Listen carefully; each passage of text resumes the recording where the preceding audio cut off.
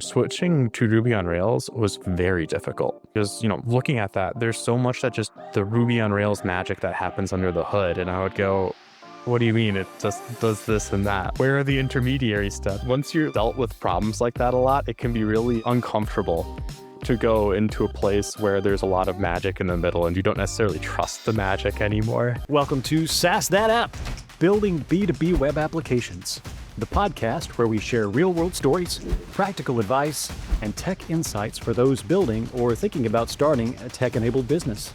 I'm your co-host, Aaron Marchbanks. And I'm Justin Edwards.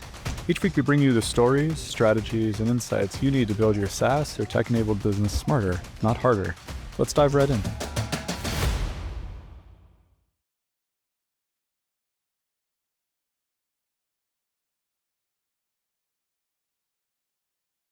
Hello, everyone, and welcome to SaaS That App. Thanks to the miracle of release schedules, while you were hearing this, hopefully I will be somewhere in Thailand on a beach. On the show today, we are going to be talking about native applications, specifically in Android, the Android iOS, versus a cross-compiling tool like React Native. To talk about that, I have brought on one of our favorite employees here from Delta Systems, who came to us via an acquisition as an Android developer, which I identified immediately as a problem since we don't do Android work, really. He was incredibly quick and talented to get reskilled into React Native and also to Ruby on Rails. We identified him immediately as someone who was just doing a great job and would be great to kind of step up a little bit further. He's now doing a team lead role here, so he's came to us via an acquisition and has just been really awesome to work with. This is Kevin. Welcome to the pod, my friend. Yeah, thanks for having me on, Justin. Happy to be here. Absolutely. And I'm joined, as always, by my slightly more bearded than usual, but equally bow-tied friend, Aaron Marchbanks. How's it going, buddy? Go well. Thanks, Justin. Cool. Well, just to kind of level set a little bit, Kevin, would you mind giving us just a really quick, dry definition of what the difference is between doing a native app versus doing something cross-compiling like React Native? Yeah, sure. So when you're working with a native app, especially on Android, you're generally going to be building directly for the Android API. So what that's going to look like for you as a developer is you're going to be downloading and installing Android Studio. You're going to be coding in either Kotlin or Java. And when you actually compile and run, you're running directly on an Android device. So for actually running, you have a couple different options there. But at the end of the day, no matter what, you need an Android device or an Android emulator to actually run. You can't kind of obfuscate that part away. When you're doing development in a React Native environment, you're not actually developing specifically for Android. You don't need Android Studio explicitly in order to develop on that platform. You can use really whatever IDE you prefer, and you're going to be building that out in either JavaScript or TypeScript, usually for React Native, and you're going to be compiling it for Android or iOS. So you're platform agnostic to a pretty strong degree in comparison to native Android, where when you build something for native Android, it's built for native Android. You're not putting that on iOS. That's just not going to be a thing you can do. Yeah, that makes sense. And so one of the reasons I wanted to highlight this episode or bring this forward is at some point, our customers, other people who are developing apps and SaaSes and products are going to have to come up to a decision point of, do we go to two native apps for iOS and Android, or do we do kind of a cross-compiling situation? I think there are some places and perks for each of those, but I guess what's your take on what would generally be things that pushes you towards recommending that someone actually go through writing iOS and Android native apps? So nowadays, I kind of feel like there isn't as strong a reason to do native as there was in the past. One of the bigger impacts or reasons you might choose to do so would be if you're reliant on some tools like Bluetooth or sockets, stuff like that can be easier to deal with on Android or on iOS, respectively, natively, just because when you're in that infrastructure, you don't need extra tools to go ahead and do things there. It's all built into the platform, so it's simpler to deal with in that respect.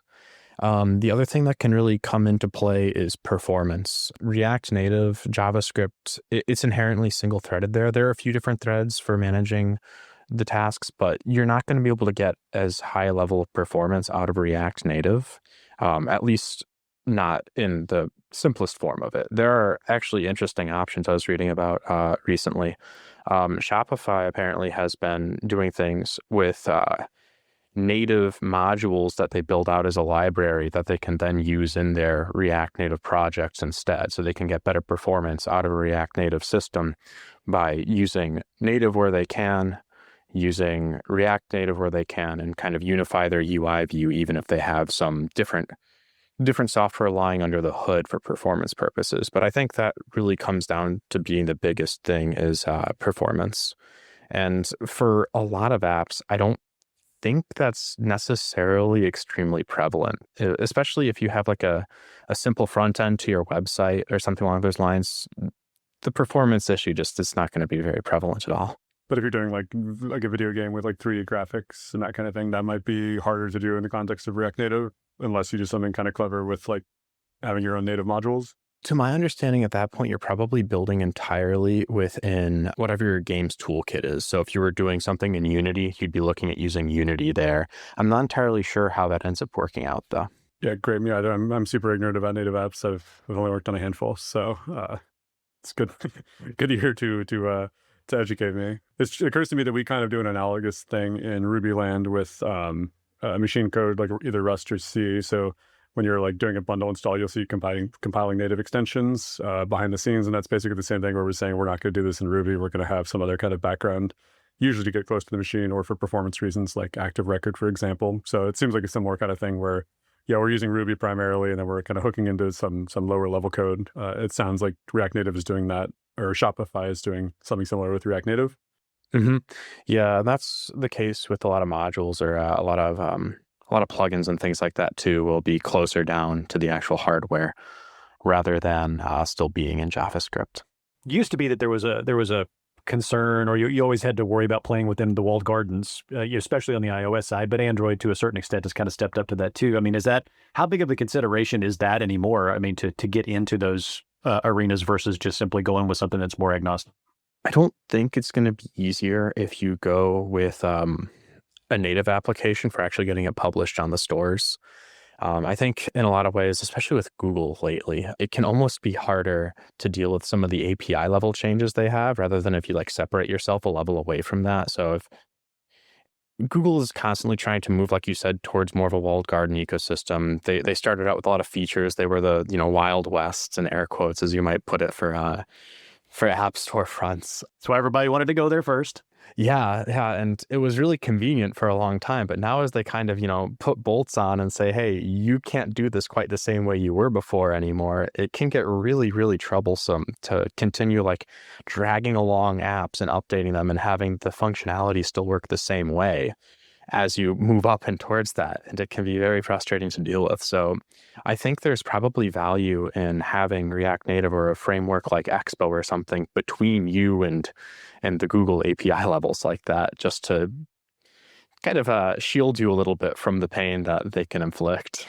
Well, like you say, you got to manage then multiple code bases if you're just purely native. I'm curious, is there a situation you've come across or a time when you might recommend using both, doing both, like having native applications and then separately or in tandem with having something that's React Native based? Is there a situation where that would come into play? Like having two full apps like separately published? Yeah.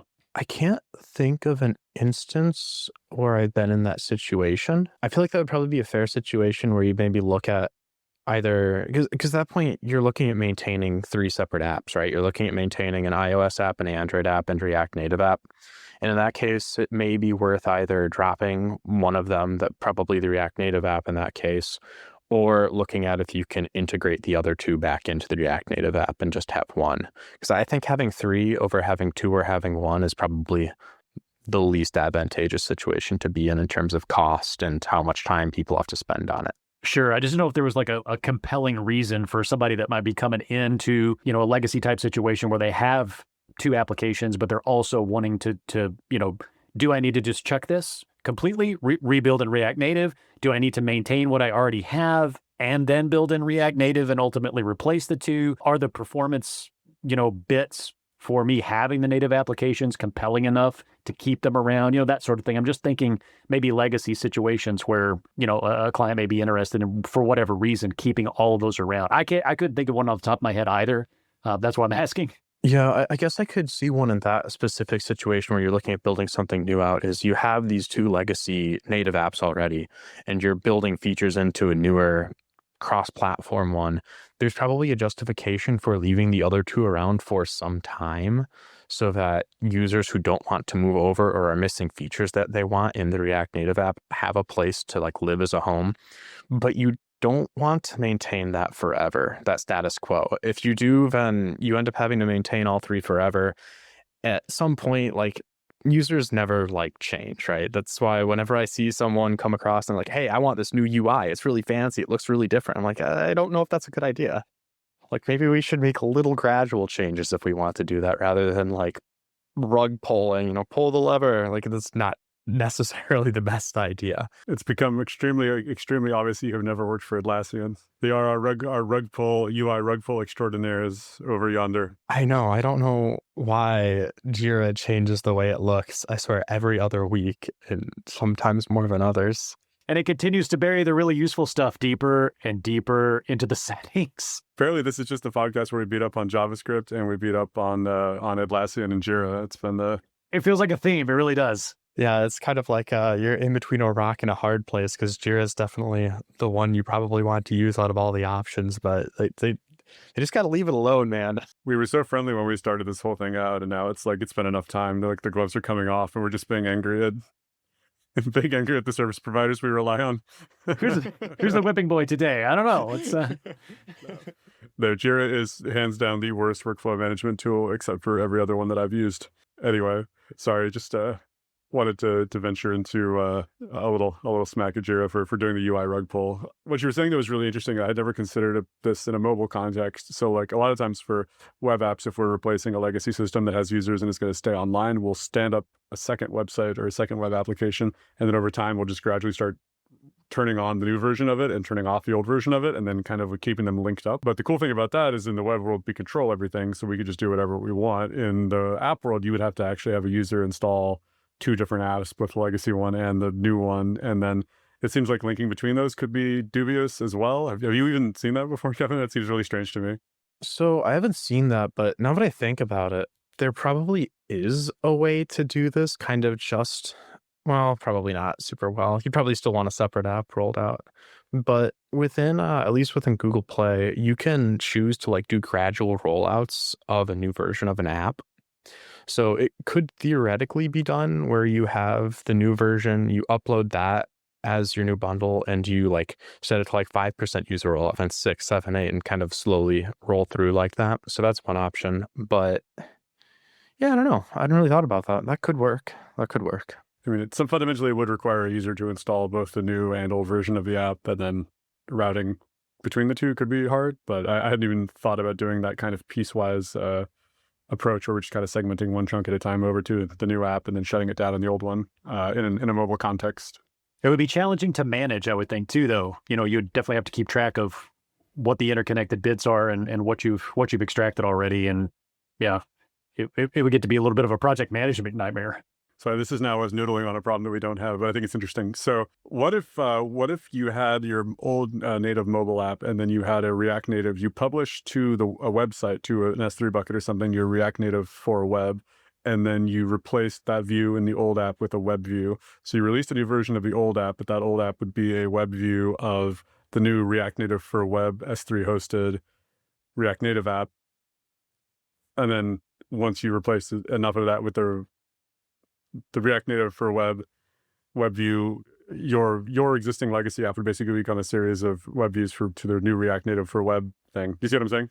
Yeah. So that's kind of what I was getting at before. I think, I don't know if I've ever tried this. I definitely haven't, actually, now that I think about it. But I think theoretically, as long as you have the app signing keys and you own those and you have the app ID and everything, you could just build the new React Native app with the same signing keys, with the same identifier, and then push that up as your like update to the app on Google Play.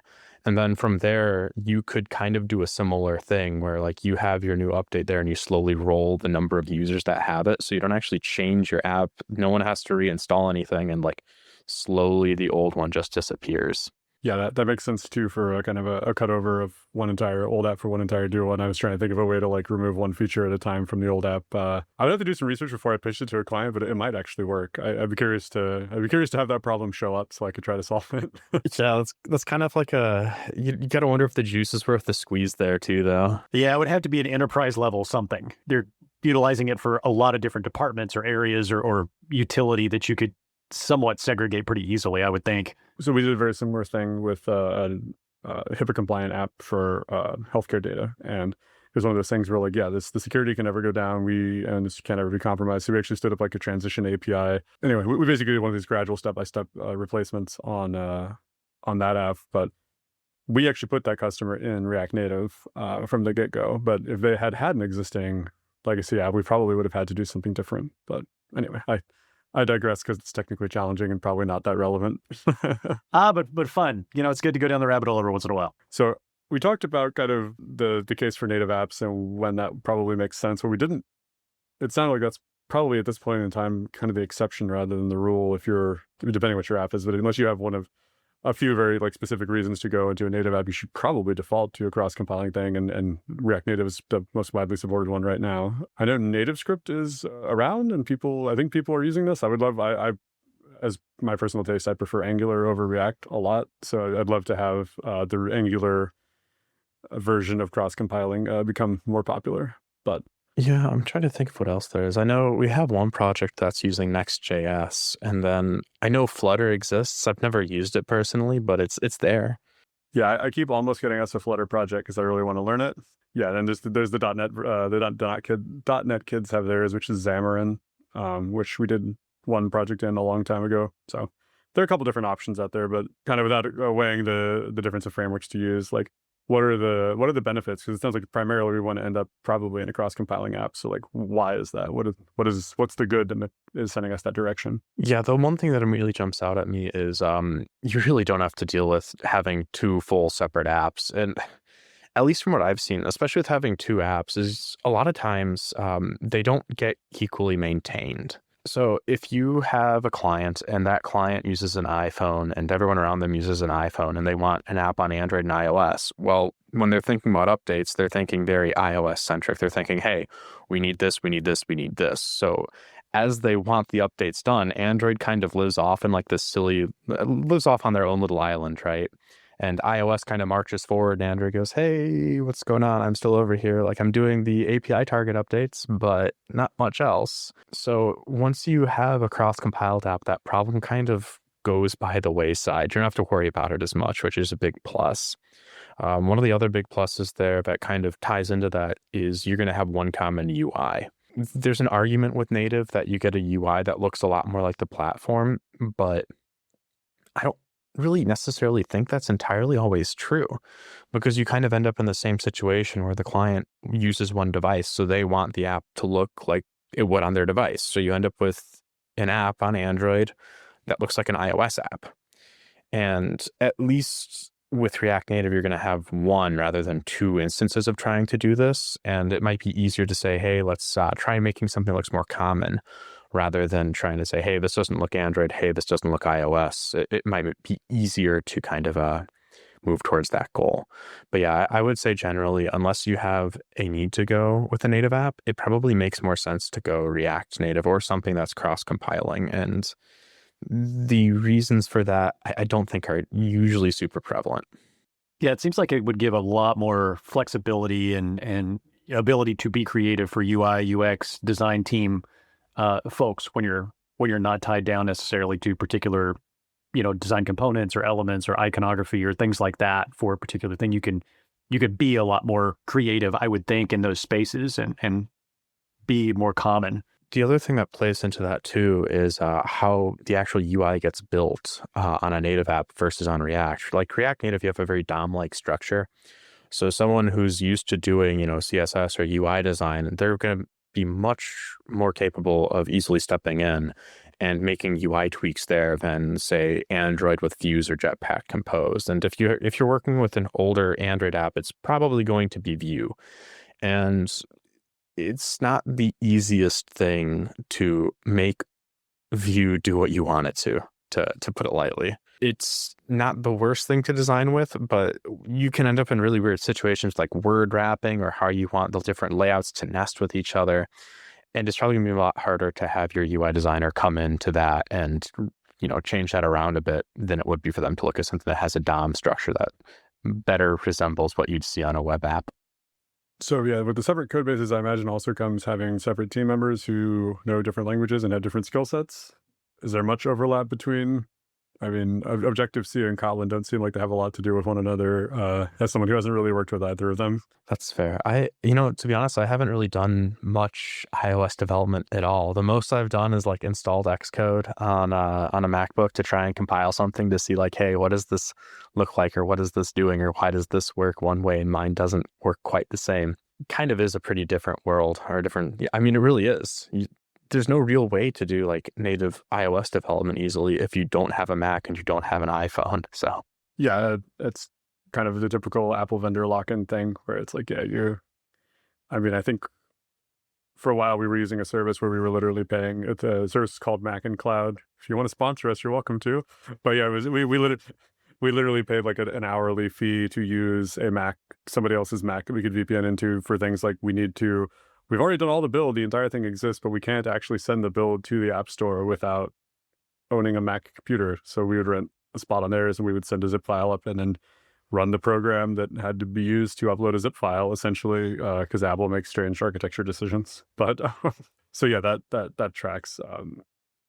The bigger negative just being though, like if you actually are going to go native and you don't have one person who's an expert at both Android and iOS, which is probably somewhat of a rare person, then you're going to end up with two teams, or at least if you don't end up with two teams, you have two skill sets you have to hire for potentially if you have turnover or something. How about kind of falling out of sync with things that can be done on the web? Does React Native solve that problem? I don't necessarily think that there's going to be a big difference in that solution between using something that's native versus something that's React Native for an app. If you just mean like keeping things up to date with how the website works, I don't think there'd be a huge difference there, other than, like you said, having more team members to handle how the updates are done, because it's a lot easier for someone who does web dev to slip into developing on React Native than it is to go and start doing things in Android or iOS natively.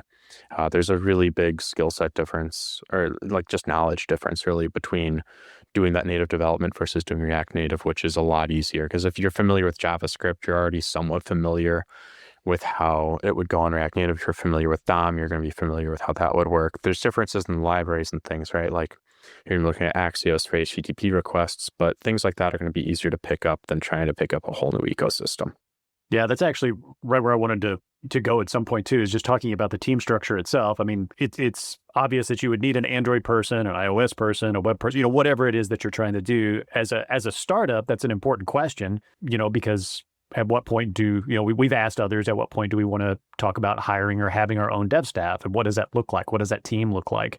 It would seem like, getting something that can stand up very quickly, that can be platform agnostic and has I'm going to say easier to hire for, or perhaps more versatile hiring base as something that's not native, would seem to be the direction to go, especially for a startup. I mean, does that jive with kind of what you've seen?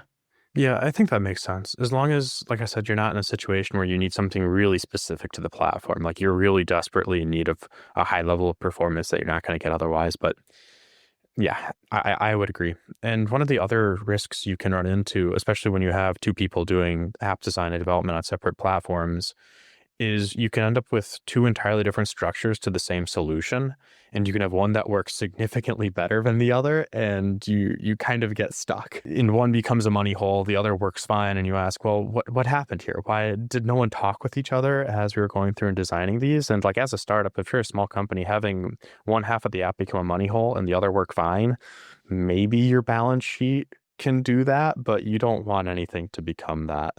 That's an excellent point, dude.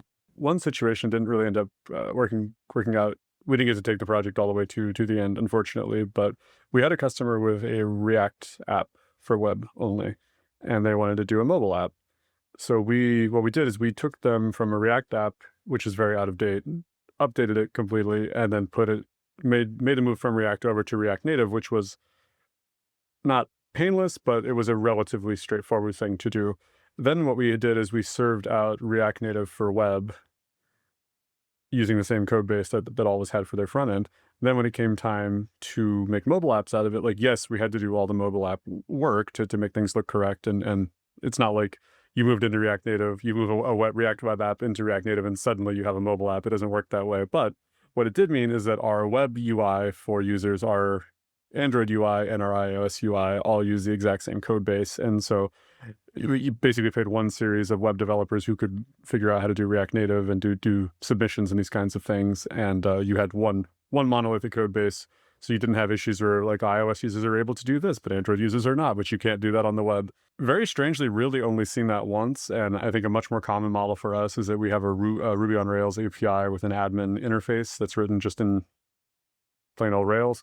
And then we have a mobile app for users, which we use React Native to compile between Android and iOS. But for this particular user who had a web app that was in React for users and then also wanted to move into the mobile space, I thought it was a really elegant solution. I wish we had the opportunity to get all the way to the finish line on it. So, Kevin, I want to talk a minute about you specifically, but also in general, reskilling. You kind of came in, at least to our company, as I'm sure that others have in other organizations as well, as an Android developer, and made the move over to React Native. You still do some Android support, obviously, but I'm curious how that process worked for you, how that felt for you. Was it a big step? Would you say that having Android in the bank made it easier to get to React Native? Were there comparatives, that sort of thing? What kind of advice might you give for someone who's moving in a similar direction, which it sounds like the industry as a whole is?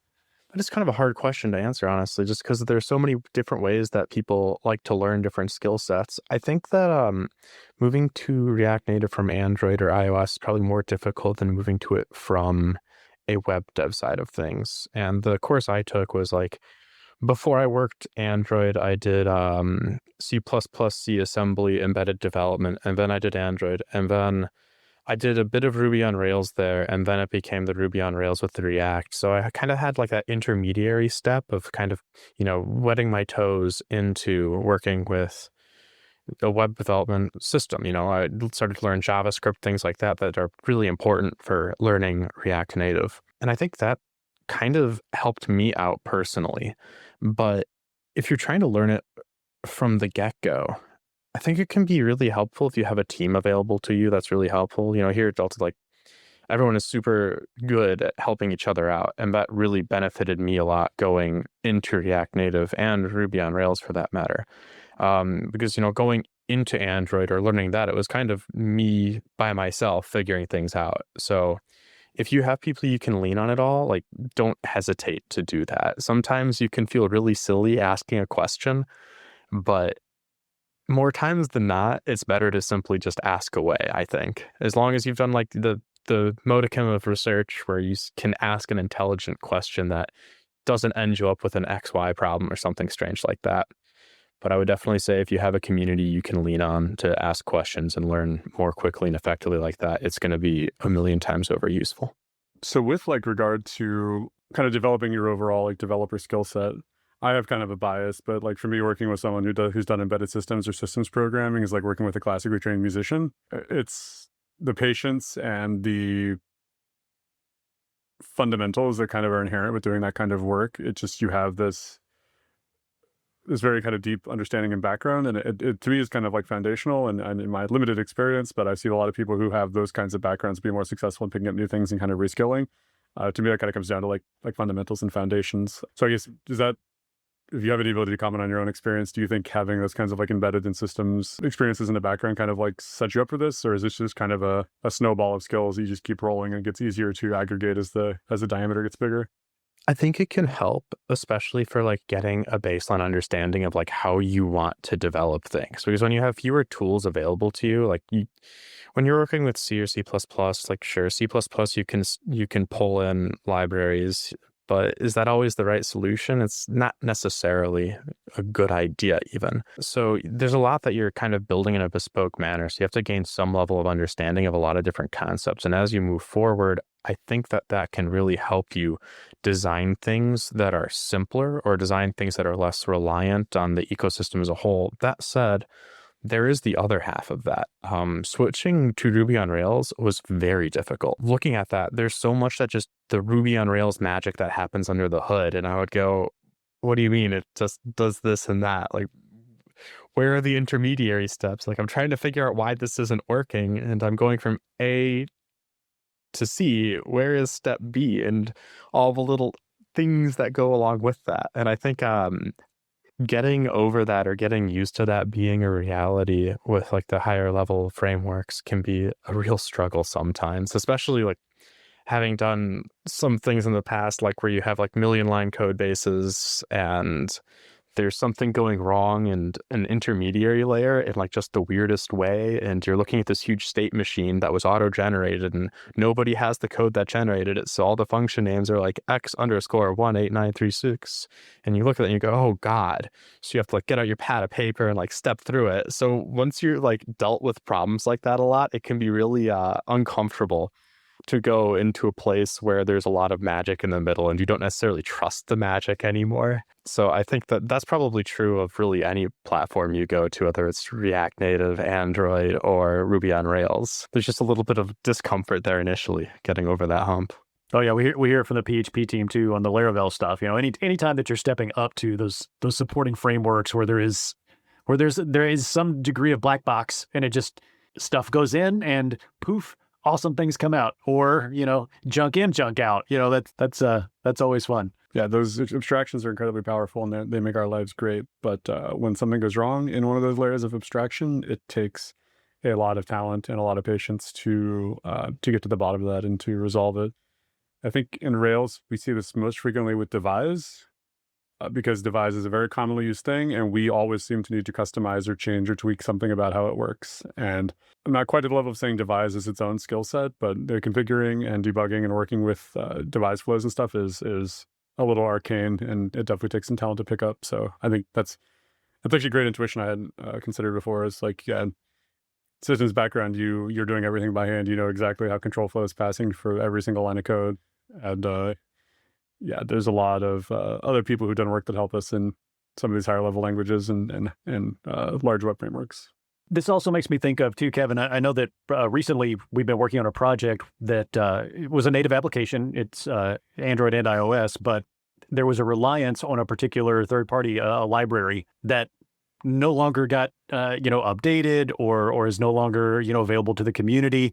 It occurs to me that in the past I have also seen that on other platforms too. I mean, things that are very plugin based, even like WordPress. Somebody no longer is supporting the plugin that runs 80% of your site. I'm curious to get your take on how much easier it is to combat that sort of a situation when you're dealing with the native application versus dealing with a somewhat similar situation. Perhaps it's another library, or we'll call them plugin for the web-based or browser-based. So specifically browser, do you mean like in a native application context, or like just in the browser, or? Yeah, well, I mean, again, just kind of going back to the top line of, is something like that easier to deal with ordinarily when you're Android, iOS, or is it easier to deal with when you're React Native or some other front end? I think things like that can potentially be easier to deal with in native. So because you're closer to the actual hardware or the actual operating system and all the things that are packaged with it, if you lose a package that lets you interface with that, or you lose a plugin that lets you interface with that, you can kind of be stranded otherwise, if there's nothing like equivalent available, versus having, given you still have to write out a lot of custom code, something bespoke to do the job, but it may be easier to get the job done. Say you need a video encoding library that may or may not have stopped existing. A hypothetical library that stopped existing. If you were on React Native and that video encoding library went away, you may be in pretty hot water for how you want to deal with that situation. You might end up having to look at building out a native module to go and do that work, versus Android or iOS, where you have a number of different options where you can sidestep into. It may be more annoying, it may be more work to get done, but it could be potentially easier to go ahead and do that work. Well, it sounds like we're removing one layer of abstraction. So instead of relying on a React Native thing, which relies on an Android thing, which no longer exists, you just have You don't have to find the new Android thing and the new React Native thing. You can just solve the problem in Android. Yeah, we run into that sometimes on just the base web stuff too, depending on what your framework happens to be. We have had in the past where a plugin has just dried up or no longer gotten support, and you have to literally write the custom code for it to mimic at least the most important bits of functionality while you're either shopping for something different or considering a rewrite at that point, depending on how heavy of a lift the thing is supposed to do. Yeah, and then you end up in the situation of like, do we just want to fork it and try and maintain it ourselves? Which it goes, having done some stuff in the open source ecosystem before, that kind of goes both ways. Because once you start doing that, you become the support team, and being that support team is not very fun, to say the least. Yeah, the amount of aggression and entitlement people have brought to me over using something that I maintain for free and publish as an ICD is always kind of surprising. It's like, also, you're welcome, I guess. I'm sorry there's a bug in the free thing that I gave you. There's nothing that sucks the motivation dry faster than that. Just see a GitHub issue. This thing is useless. It's trash. Why did you even bother? And it's like, yeah, well, hey, I'm really sorry. I didn't realize the internet was running low on space for me to publish things. I do apologize for the room that I'm taking up here on the web. Let me point you at some similar things that are slightly different that maybe you'll like better. So, Kev, one thing we haven't really touched on, and I'm kind of interested in too, because this is fun work for me because I love to break stuff. I'm really, really good at breaking things. But how do these two worlds look in terms of like the testing and debugging processes? Is that do you have a personal preference, and if not, what do the approaches look like there? If I want to be fully honest, I don't think I have ever inherited or worked on an Android native project where there has been a test suite set up. Wait a second, let me find my shock face. Yeah, it just has not existed. Debugging, I think, can look pretty similar. There's some decent debug tools available on the Android platform, but at the end of the day, you've always got the old handy print to console as a backup option. Tried and true, really. It works in every ecosystem. Yep, I'm a puts debugger myself, and I work with these school programmers, and they're like, "What are you doing, Grandpa?" And I'm like, "Well, solving the problem that you asked for help with. So we're gonna lean on my wisdom and how I know how to work." It's really funny too, because you go far enough back and you're like hooking up the physical debugger to the hardware to debug it. You're looking at the registers and you're like, "Oh, this isn't working right." And then you move a little bit more forward and it's like, "Oh, well, now we're just putting to console." And then you forward again and you're wanting to use a debugger again. It's like, "Oh, hey, look at this. We've come all the way around." Yeah, then the next phase of that is my LLM didn't solve the problem without me understanding what it was. So I can't vibe code my way to victory. Oh no. Clients are already sending in the AI generated stuff. It's like, here, I wrote this function for you. It's like, well, you didn't, but thanks, that's adorable. I'll go ahead and just kind of blend that snippet in with the 15 years that I've been doing this professionally and see if I can get to a solution. Yeah, I can't wait until like you get given a huge, like 100,000 line project and you look at it and you go, "What is this? How did this get made? What is this software? Why is this here?" And then you ask and they're like, "Oh yeah, I asked ChatGPT to output it." And you're like, "Oh no." I'm here to tell you, Kevin, I've seen more than one project in my career that was not written by AI, where that was exactly what I did and what I said. And I was like, yeah, we can't actually use this. We had a project, I'll not say the name of it, but there was an acronym for the project that ended with A. And we ended up creating the same version, and then the acronym ended with B. But the B didn't actually go with the acronym of what the tool was actually called. It was just funny to us that we took, like, say the last word was like, we'll call it the big fancy assessment, the BFA. We wrote the BFB, and they're like, "What does the B stand for?" We're like, "Well, it's the letter after A." So it's the big fancy assessment B. Probably coming into the end of our time here, I want to put a little bit of a bow on kind of native versus React Native, and when we choose to use native, which seems rarely, and then the benefits of React Native. So it sounds like native, if you have to get really close to the machine, if you are needing to integrate with some hardware, performance is a huge thing for your app. If you have a strong preference for the user interface or the kind of user experience of the app ecosystem. Anything else on that list of strong reasons to look into native? I think one other compelling reason is kind of, we touched on it earlier, what your staffing situation looks like. If you have a really strong Android developer and a really strong iOS developer, you might just be better off having two separate native apps still in terms of cost, time, and effort than trying to get them to, play nicely with React Native and work on something like that together. there's probably a pretty strong, compelling argument there. It does make sense. Kind of an emerging theme on this show is that the tech doesn't really matter all that much if you have a great team and a consultant you love, or someone who's really competent, really good, and you can still write great software that does everything it needs to in COBOL if you have to. So I don't think you should necessarily optimize for that, but so on the React Native side, then for benefits, one code base is huge. You can line up your experiences so you don't have feature drift between the two. You're kind of getting out of the way for API changes. You got a team of people maintaining open source libraries who make sure that you're kind of up to date with all the compliance, API, Apple, Google stuff. Potentially you don't have to hire for more skill sets, and the skill sets are likely to crosstalk with your web team if you already have one. UI UX design freedom is probably a plus for the React Native side. And alignment between platforms as well. Yeah, or at least an easier time having more people step in to look at and poke at the UI. Android side, there's newer ways of building the UI than views. You can use Jetpack Compose now, but a lot of old projects are still just going to be views, and nobody is really going to step in and try and poke at that because it's just terrible to do. Yeah, I would say even with some of those performance and how close you need to be to metal questions, if you're looking at writing a native module or something like that, you can probably get around a lot of that just like that. So I would say really, unless you have a really strong performance reason or you have a team that wants a native app, I would say probably it makes more sense to go with something that will cross-compile to either. All right, beautiful. Anything else you want to add in summary, Aaron? Nope. I think we wrapped it up nicely. I would say that there's obvious answer, but the nice thing is it's always a conversation, right? We are consultants first and foremost, and the idea here is to help get the client to the solution that they need, not the other way around. So it depends is always the right answer.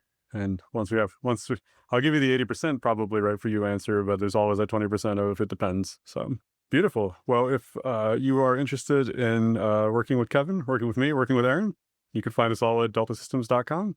That'll do it for this week. Thanks for joining us, and thanks for checking into SaaS That App. Aaron, Kevin, it's been a slice, gentlemen. Thank you. Thanks as always. Have a good one, guys.